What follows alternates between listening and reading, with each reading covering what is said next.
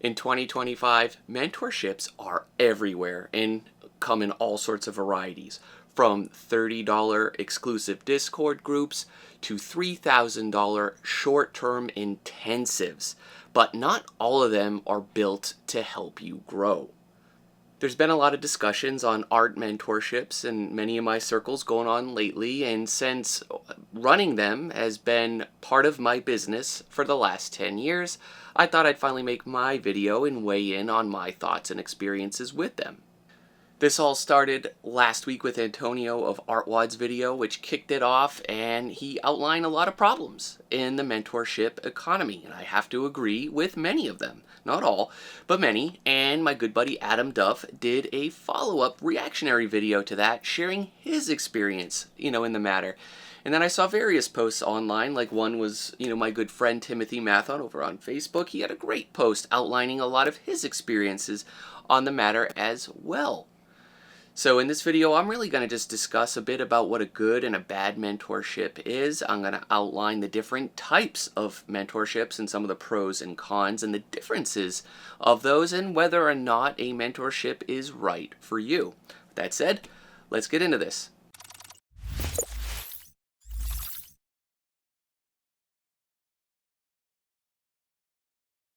So let's define or redefine what a mentorship is to kind of kick things off on the right foot. There are different types of learning, right, with different types of teachers, and that's part of my issue on what I'd seen, throughout the week, is that there is a bit of an oversimplification on the labels of all of these things. I do feel there is a key difference between a mentor versus an instructor or a regular sort of teacher. I find in many of these sort of circumstances, they help a student guide them through those earlier sort of foundational levels and help with their understanding of that core material. A mentor, on the other hand, often goes a lot deeper, or it should go a lot deeper, in my opinion. I find a good mentor should help a student find their direction. They should challenge what assumptions they already have, and they should guide them through an often very personal and messy journey of growth in the realm of art. A mentorship just really isn't about technical skills, and I find with at least mine, it often rarely is that. It's about decision making, mindset, and nurturing creativity for the long term. And so what makes for a good mentor? They need to be able to diagnose what a student's situation is, where their skill level is, where their direction, right, they're heading in, and not just basically delivering. A good mentor really should be able to help a student see and assess their weaknesses, measure their blind spots, help realize what bad habits they've built up to that point, and what mindsets are absolutely kind of crippling them. And it's not just about finding all of these negative or weak aspects. And as my friend Adam pointed out, it is about nurturing and fostering the creativity that is found within the strengths of an individual as well. I think where a lot of the problems is, a student has to take ownership of their own growth because that is something that can't be outsourced. A mentorship isn't just about getting a cheat sheet or a fast track to a career start. It can help speed along the process to a degree, sure, but the goal is to help the student become as self-reliant as possible, to build the habits, the skills, and the mindset. Now, compared to a regular teacher and student relationship, a mentorship relationship is kind of on another tier. It takes both conscious effort, a certain sort of mindset, and effort on both parties to really work. At CGMA, for example, my structured classes follow clear formats. There's focused demos and direct feedback. And often enough, yes, there is a roadmap for building these core skills, but mentorships, they're a lot different. They're a lot more personal, they're a lot more flexible. Every mentee is different. Some recently like Daniel, he's come looking for creative direction and career clarity. Others might just need more one-on-one or a small group dynamic, where they're going to get to meet people that are on a similar level and help kind of push them in the direction they want to go, right? Every mentorship is different. Now, as my colleagues did point out, yes, there are a lot of common sort of problems in a mentorship economy, and many of these I absolutely agree with. First of all, is wrong expectations. Mentees that basically sign up to one of these sort of programs simply expecting the mentor to be a fix for everything. Some mentorships online are sold like courses with some coaching on the side, but I don't feel like that's super accurate or well representative of what a mentorship should be labeled as. A mentorship, in my opinion, is much more personal. It requires trust, a certain level of rapport, and just tailored guidance. Another big issue are the people-pleasing and over-promising when it comes to sort of results to satisfy a mentee, or in some cases even to make like a quick buck. Like, for example, there are some mentorships out there that perhaps might label themselves as like, hey, if you sign up with us, that's going to instantly equal an industry job, when in reality that is very rarely the case. And that's what kind of leads to this whole mentorship churn sort of thing. People that are hopping essentially from one program to the next, just chasing results. And I've had to, kind of correct a lot of the damage with some students that have been done by, previous services as a result of this.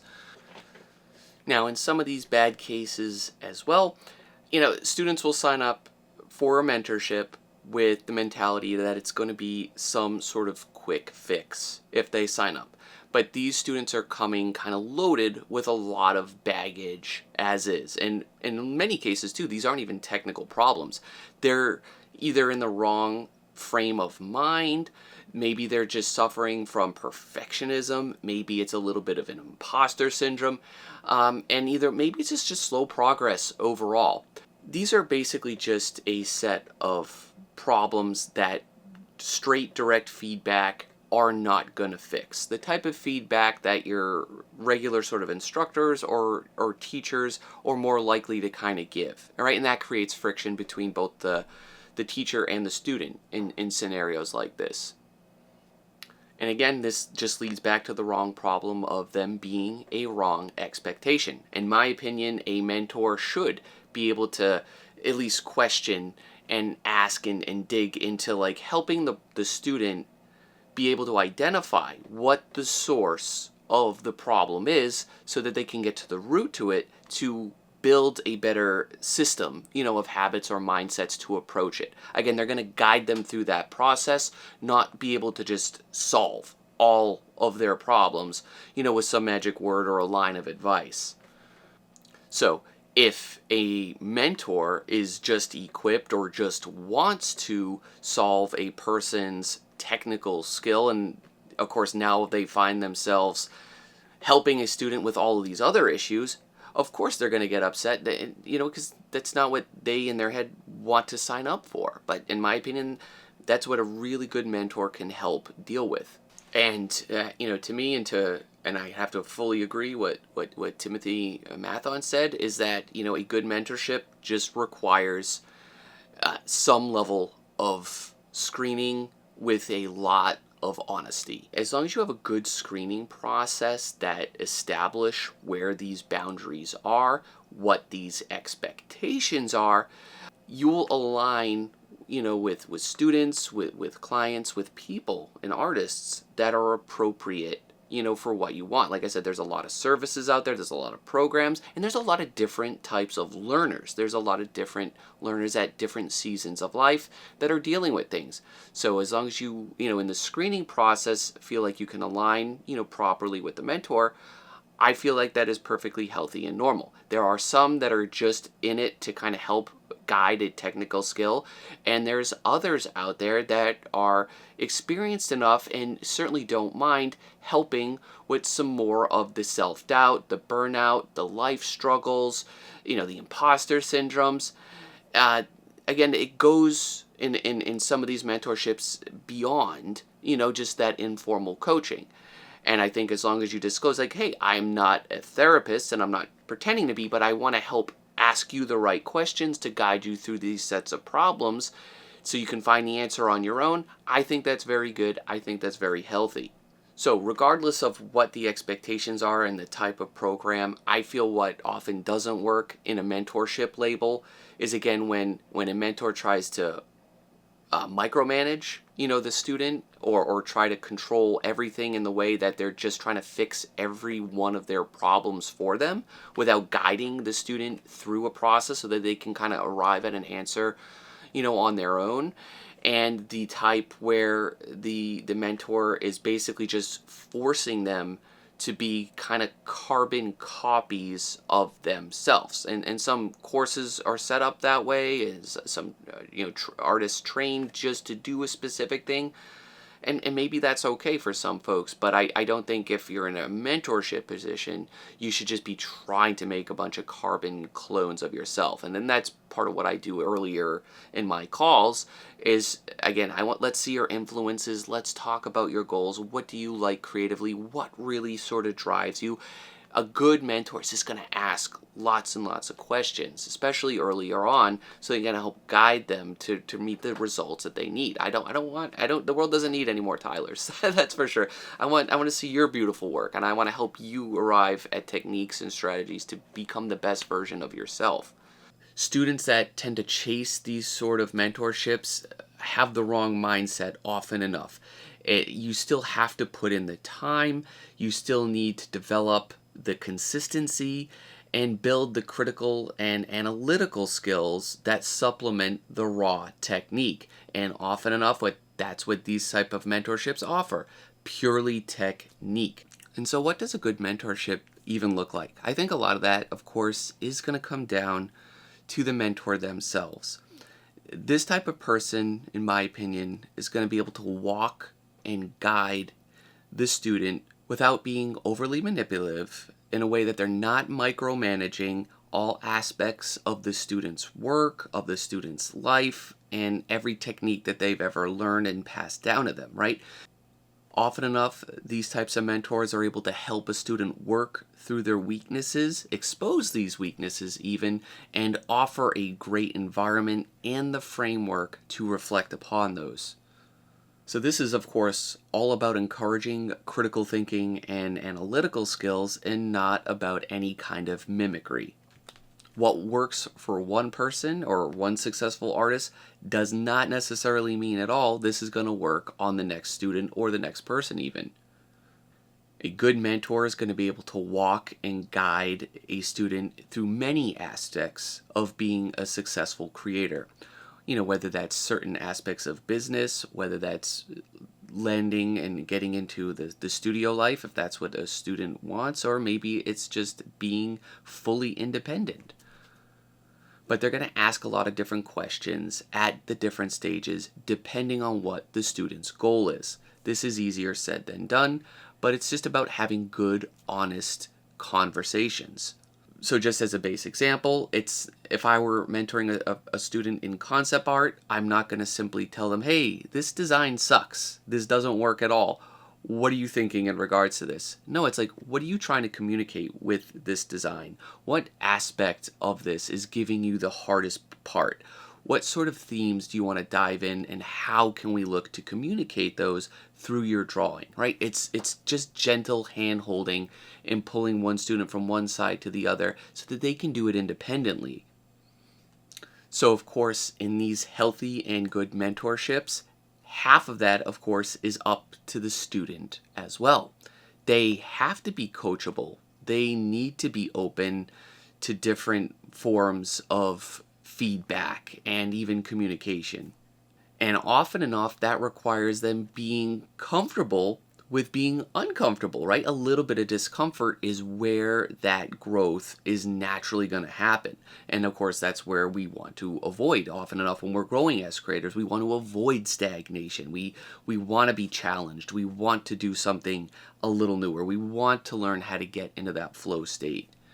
And yeah, while a mentor is really good at asking the student questions to help them work through a problem, the student equally needs to come prepared with their own sets of questions that they know, and they can rely upon this mentor to help provide insight through their experience and help with answers on those.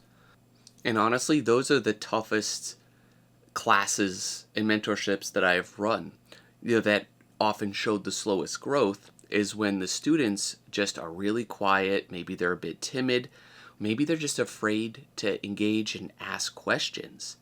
Because the students that I've seen grow the fastest, yes, of course, they're putting in the time and they're able to commit, a certain level of themselves to improve, but they always asked the most questions. They come prepared.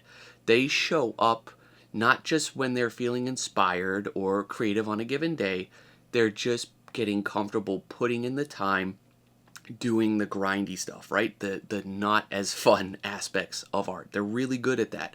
And in turn, again, they ask a lot of questions about that process as well. So now with the good and the bad types of mentorships on the table, what are some of the recommended mentorship models, or what should you be looking for in regards to the structure of them? Well, the first up is the most straightforward. It is the high cost, sort of short-term mentorship, right? These are very intensive, for both the student and the mentor, and they provide a lot of feedback and guidance, of course, during that time. These generally work really well for a student that is already focused, motivated, and very creatively driven. Then there is the subscription-based mentorship, which is great. I've actually opened one of these up in the Patreon as well as one of the tiers. But these are great because they're much lower commitment overall. They're certainly a lot more affordable and basically just allows students that maybe aren't quite ready for a certain level of intensity to get in on various types of critiques, learn from other students, be able to ask a professional as many questions as they can think of, and be a part of a community. And then number 3 is that ongoing rolling mentorship. Now these are slightly different than the previous two. These generally you're going to meet probably one-on-one with a mentor. Maybe it's once a month. Maybe it's every other week. It's almost kind of like a check-in or a checkup with an industry professional. Essentially, the big sell on this type is that very much the flexible pace of it all. An instructor or a mentor can really feel out the workload and the commitment level of that mentee and scale the feedback and the assignments based on that level of commitment. So it's almost like a one-on-one mentorship light. Now, these are also really popular these days, but the number 4 on my list is the cohort-based mentorship. So what's really cool about these is that they're usually structured around a group project or goal. My buddy Jose Vega runs one of those in his world building workshop. That's the exact type of format I'm talking about here. I know CGMA offers these to various degrees as well as Learn Square. And again, some of the benefits of these is that peer feedback, and there's a higher sense of accountability since you're all kind of working on a collaborative project. And so for number 5, my last type of recommended type of mentorship is that studio-inspired simulation approach. So this is where the mentor is basically going to instruct a small group of students in a simulated workflow or pipeline. These are great because it's going to really mimic industry pipelines with lots of briefs, different feedback cycles. I'm not 100% sure. I think this is what my friend Timothy kind of runs with his. And of course, there's a lot of direction offered by the mentor in these situations. These are a very particular type of mentorships that are definitely already geared for students that have some industry experience. They're already at portfolio level, and they're really ready to kick things into high gear in a structured sort of way. But yeah, there's 5 different types of mentorships, and they're all run by different types of mentors, and they require different level of commitments, and of course they have different prices of entry as well. But I mean, the good news is for folks is that there literally is something out there for every type of learner, every type of experience level, and every budget. These are all the kinds of options that certainly were not around when I was coming up. And I really wish I could have been a part of some of them, as a student. So with the right circumstances, when the right mentees and students are paired into the right sort of mentorship program, a lot of magic and growth can happen. But yeah, you essentially just need to find a good fit for you if you're even in the market for something like that. But with that said, have you ever taken a mentorship? Is it something you ever considered? Do you know if you're a good fit for that? What worked? What didn't work? Let's talk about it in the comments below. Till then, I'll catch you guys next time, and I'll have links below for anything you might need. Take care.